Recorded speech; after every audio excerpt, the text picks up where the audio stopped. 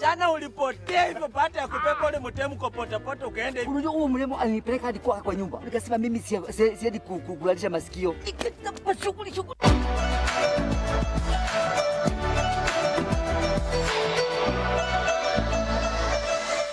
Okay, ngoja niulize jamaa, nani hapa hivi amepimwa hivi majuzi? Para kwa Mwangi, si ni 10 bob? Sijasema kupimwa weight. Saa hizi kupimwa HIV ni haraka na ni bure. Unaweza pimwa kwa clinic na bado unaweza jipimia kwa nyumba yako wewe mwenyewe na self test kit 500 peke yake. Unapoendelea kujikinga kutokana na HIV, tafadhali zingatia taratibu zote za serikali za kujikinga na virusi vya corona. Afya bora, maisha bora. Jipime, jiinue.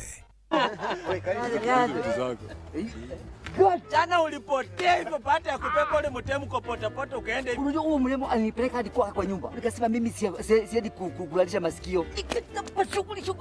Jamaa, mbona mjipendi? Kwa nini? Yaani unawezaje patana tu na mtu kwa street alafu uende ukachapiane naye? Kalishizo mashine. Ulitumia raba eh? Kwani bado mnatumia raba? Okay, ngoja niulize jamaa, nani hapa hivi amepimwa hivi majuzi?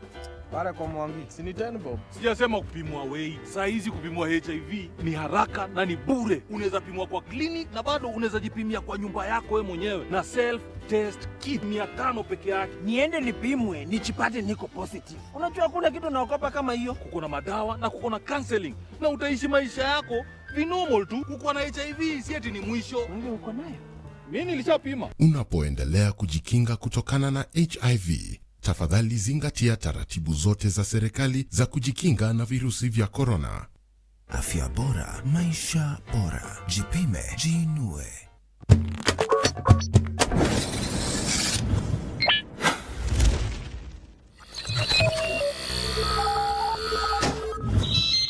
Y254. Imagine.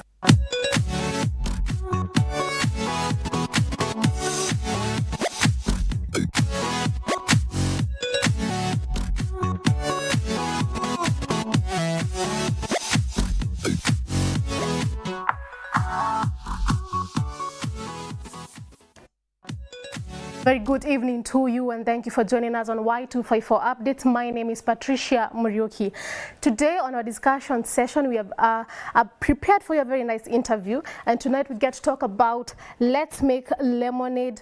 And this is, we all know about the phrase of when life gives you lemons, you just have to make lemonade from it.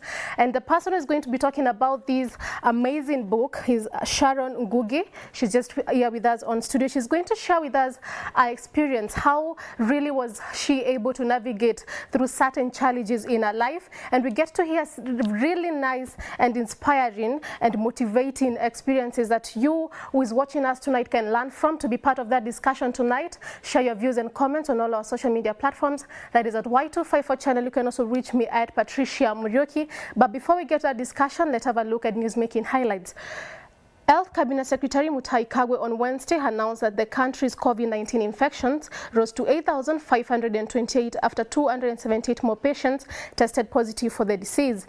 CS Kagwe said 3,053 samples were tested within the last 24 hours, taking the total number of tests conducted since the pandemic struck the country to 196,508. CS Kagwe spoke when he toured Makueni County to assess their COVID-19 preparedness. In the county has recorded 44 cases since the first case was reported in March.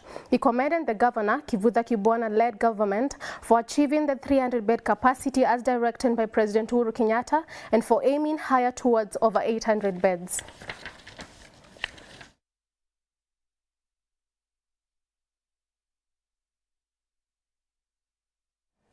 Moving on, Kenya's coronavirus cases hit 8,528 on Wednesday after 278 more people tested positive. The CS Ministry of Health said the government has hired 252 health personnel from Makueni County to boost human resource capacity, while the process of hiring another 110 is ongoing. The CS added a total of 257 health workers in the county, with 4 from Makueni County have contracted the coronavirus while in the line of duty. Speaking in Makueni on Wednesday, Kagwe said they are continuing to issue PPEs to health workers to protect them. Health Ministry officials are expected to visit all the 47 counties to ensure that they have ICU beds in preparation of an expected COVID-19 surge. Counties were directed to ensure that each of the counties establish 300 isolation bed capacities and also increase ICU beds.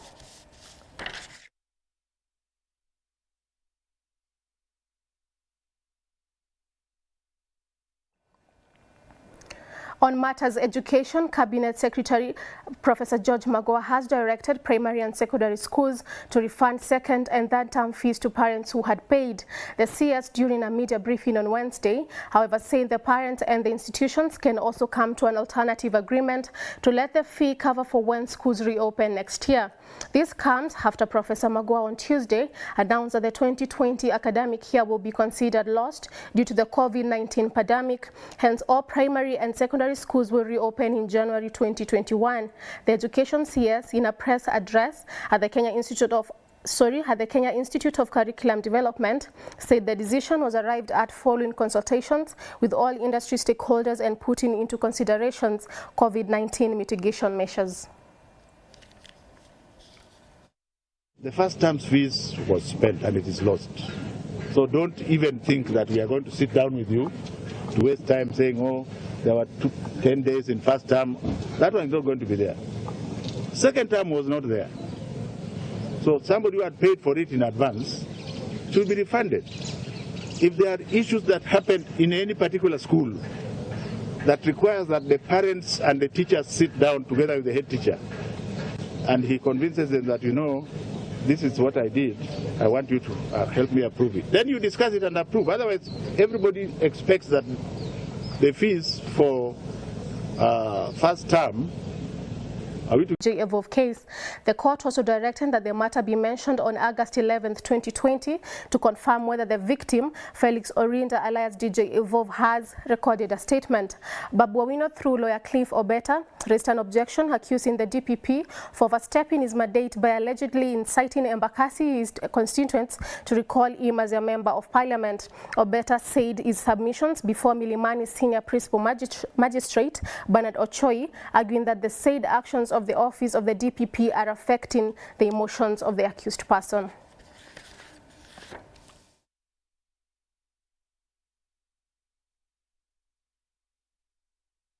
Police officer Dan Kandiama has been granted a 1 million shillings cash bail 2 weeks after he pleaded not guilty to the murder of a 13-year-old Yasin Moyo in Uruma Estate. The court directed Ndiema to provide 2 contacts who should be close relatives and not to interfere with witnesses lined up in the case. Ndiema appeared before High Court Judge Luka Kimaru on June 23, 2020 and was charged with the murder of Yasin Moyo. Officer from the Huruma police station who is alleged to have shot a young boy, 13 years, was charged for an offense of murder. We made an application for bail before Justice Luka Kimaru. The state opposed that application, and they did provide what they said were compelling reasons. We did provide arguments that those reasons were not compelling. The court today made a decision, and our client has been released on cash bail of Kenya shillings 1 million, or in the alternative, a bond, Kenya shillings 2 million with 2 sureties. Then he must also provide contacts that are his relatives, 2 of them. Then he can also not appear anywhere near Huruma police station or the jurisdiction under which Huruma police station works. And lastly, he should not interfere with witnesses who are likely to testify against him. To us, that is a proper interpretation of Article 49(1)(h), which says that unless there are compelling reasons, bail.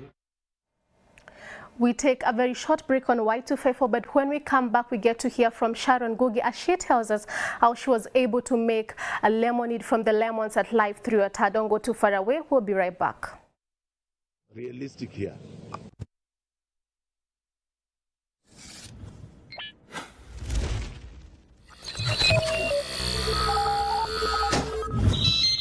Y254. Imagine.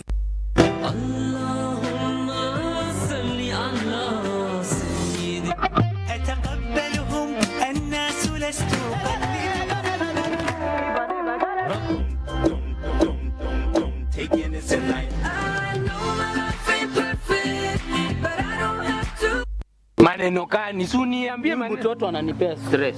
Mtoto mkani? Su wa form 3. Hata sikiliza saiti yake. Kama mwangalie vile anakimbia. Wewe unasema ukataza maneno ya msijana huyu. Anko amekuja tu kunitembelea. Amekuja kukutembelea. Huyu msijana ni mtu mbaya sana. Nimekataza kusikia. Amekuja kufanya nini? Alikuja tu kunitembelea. Kukutembelea. Hii ni I can't see me. Ama ini. Mambo ya familia yetu. Umepea mtoto wa form 3 mimba. Hata kukosea mtoto wa serikali. Mtoto wa chief. Ati nani amepeana mimba? No, ni sisi. Nikiwa hapa hakuna haja kuongea. Nani alikupa mimba? Huyu. Ni huyu. Hapa ni nani? Wewe hujui nani? Huyu alifanya nini? Huyu alifanya nini? Walikuwa wote. Wote wawili walikuwa wakishirikiana. Tulifanya collab. Mimi nilimsindikiza. Mchungaji na mtumishi na huyu bwana yangu. Ndio umetoka tu kuniambia hapa ni bwana yangu na niishi hivyo. Wewe nini? Unataka nyumba yangu?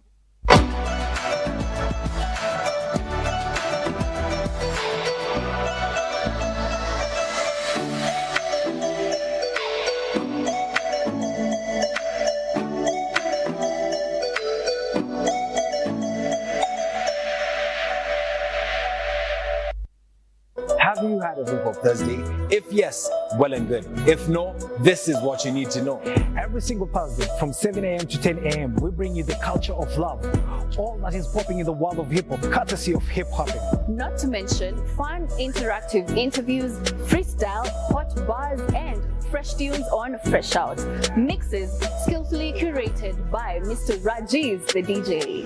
So mark your calendar, set your alarms right. And let's link up on the next episode only on Y254. Yes, yes,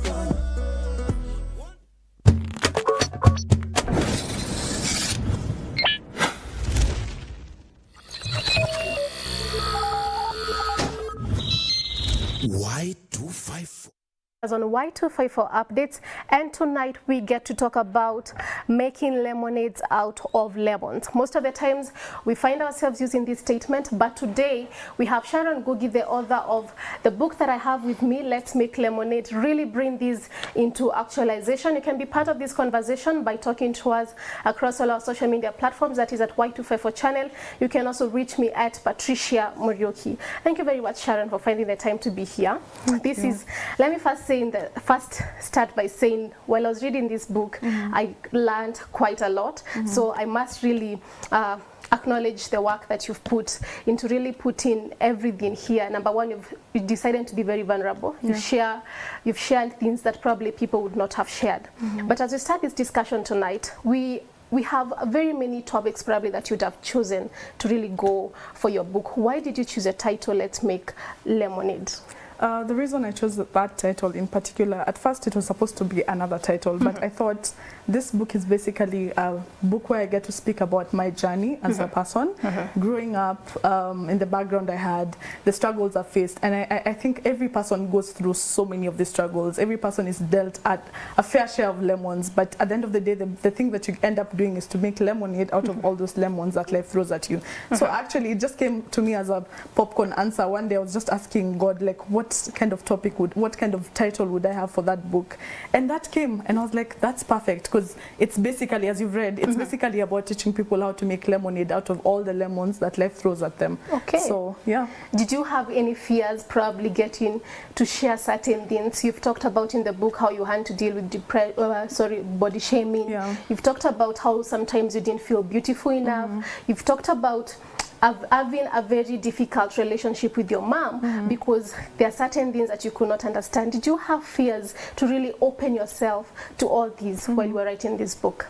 I mean, the world is a cruel place. Every single day as I was writing that book, I kept asking myself, am I really ready to put my story out there? Am I ready for all that will come with it, like the negative side, the negative criticism, the positive criticism? I wasn't sure I was ready for that, but there was this inner feeling that kept nudging me forward and just kept telling me, you know what, this is the time. Like, if you don't speak about this, who else will do this? So it got to a point where I thought, so many people have done it before. I won't be the first one. There's nothing new under the sun. So sharing my story would change someone's life out there. So why should I keep it to myself? So every day, as I was very scared of doing it. But the thing that kept me moving forward was the fact that people have done it before and they're still fine. And once you share your story, you get to discover that many people going through the same thing you went through, and they don't even know who they can speak to about that particular issue. Okay. Yes. You've talked about the struggles that you had with self-esteem, and I would like to quote on page 3 of your book. There's a point where you talk about,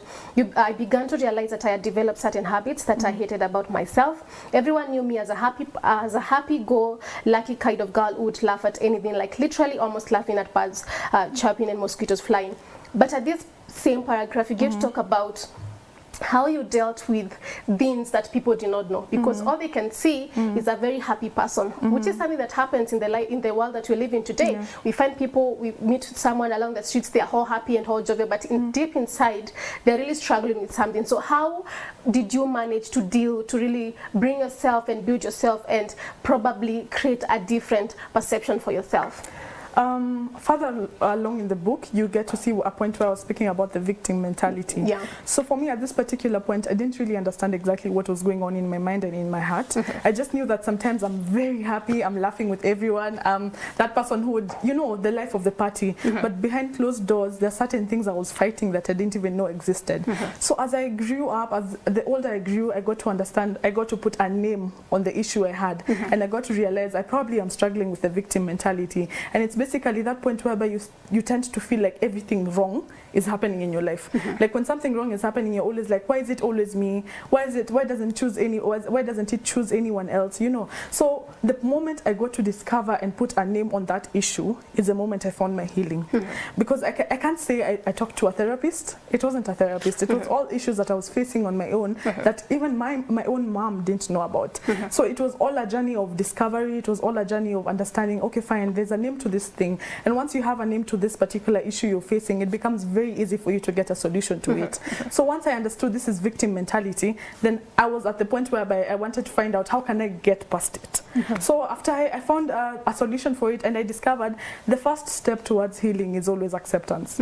So for me, I can say the moment I realized, okay, fine, there's an issue I'm battling, and this issue has a name. So once I was in that phase of acceptance, I can say that's where my healing and my breakthrough came through. Okay. Yes. So in this book, Sharon gets to talk about how she lost her father at a very young age, the struggles of how probably in school she could see people have very nice relationships with their dads. She could hear people talk about how their dads treat them and all that. And you've really talked about that, and this is the one thing that really inspired you and pushed you to write this book. So while growing up and being brought up by a single mother, how did it, losing your dad, sorry for that, how did that impact you? How did that impact your life, some of the decisions that you were able to make? First, I must admit that for a very long time as a young child, I didn't understand what losing a dad meant until I got to a point where I was in primary school and I realized actually parents are bringing their children to school. I can see dads and their daughters, and I was wondering, okay, I have my mom and she's amazing, but where did my dad go? So for very long, I never really even thought about it until that point where my friends would speak about their dads and how they love their dads. And then that's when I started asking my mom the hard question. So where is my dad? Where did I come from? So growing up without a dad has been a very interesting journey. It's been a journey, as I've said in the book, of rebellion. A point whereby I never understood exactly why my mom is so strict with me. Why is she always in my case? Anytime I want to just leave a little, she's all about, you know, guarding me so selfishly. Until that point when I realized that bringing a child up on your own is not an easy thing, especially as a woman who's raising a daughter. You see, most of the time people say that my dad is my first love. He protects the daughter. He's always ensuring that the daughters never lack anything. But you see, as a mom, it was until that point I realized that she's going through a lot on her own for me to get to understand exactly my role in the relationship. So it was quite a journey. There were moments whereby we were best of friends. Like everyone would ask us, "Hey, I'd like to have a relationship like the one you have with your mom." And there were moments where I never even wanted to see her because I'm just wondering, can't she let me just live a little? All along, what she was doing was just out of love. She was ensuring that I am protected, I am safe, and then never lack anything. But the younger you are, the less you understand the struggles that she goes through. So it's been an interesting journey. But the older I get, the closer I get to her, because I get to see from her eyes. You understand? I get to understand her and the struggles she's faced and why she was the way she was. And once I was past the rebellion stage, me and her are best friends. Okay, which is a very good process and time for you. On page 38 of your book, you get to say that at one point in my life, I felt as though she was a dictator. For people watching us tonight, a single mother watching us tonight, a young man, a young lady being brought up by a single mother, how do you think for you, because at this point now you are able to rebuild your relationship, you and your mother have the best relationship based on what is written on your book and also what you've gotten to share. What do you think people watching us tonight, and probably this could be their experience, how can they now be able to build better relationships?